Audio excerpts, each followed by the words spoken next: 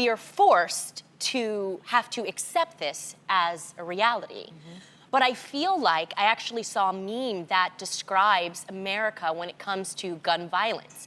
We have a massive shooting, thoughts and prayers are followed, then you see Facebook debates, then everyone forgets, then Congress does absolutely nothing, we hear crickets chirping. Then the cycle happens again, massive shooting, and at this point, enough is enough. It is. I'm over it, and I feel like it should be every American's like concern right now. I don't want it to get to a point that it has to happen to you, that you're finally sensitive on the subject. Yeah. I feel like sometimes, you know, I mean, the hardest part is when the whole world moves on and you're still dealing with it. We're coming up on a year for the borderline shooting. And like you were saying, Adrienne, I feel like nothing is happening. And Nothing's inside, changed. I know I can only speak as like a victim of this, but I don't want my niece to have died in vain. I'm sure she is somewhere like, come on, guys, like in heaven, like, we've got to get our stuff together. And I think that's the reason why people need to research organizations like, I'm sorry, my brain is blanking.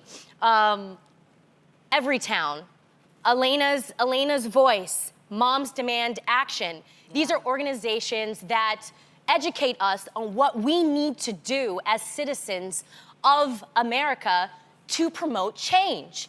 And we can start small. There are these red flag laws that, I mean, and they're common sense laws. Just step out of politics and think of the safety of our children, the safety of just humans. Don't think about your party. Don't think about, think about the safety of your children. Background checks. Yeah. I mean, something What a as simple, concept. you guys, something as simple as background checks, I've learned it's different in every single state.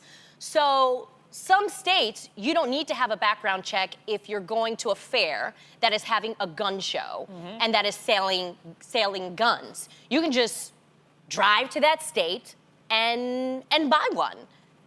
Whereas I think that's not okay. That's not okay. And we need to have these laws that are enforced in every single state, and you need to talk to your senators to help see change. And not just any guns. Guys, the issue here is also assault weapons. There is a difference between, you know, if you feel the need, I don't feel the need, but if you feel the need to have a handgun in your home to protect your house in case of a burglar, there's people that will argue that point. What you don't need is a machine gun. The fact that we do not need assault weapons with a bunch of rounds that are the ones that they're using in these mass shootings. It's unnecessary. No one should have those unless you are on a war field. Like, it's just unnecessary. Well, we should have further discussions later on about it because mass shootings are just a small percentage of the actual gun violence. Really, handguns cause more deaths than the assault weapons. And that's what, these are the types of statistics and numbers that people use to make our Congress people not vote for certain things.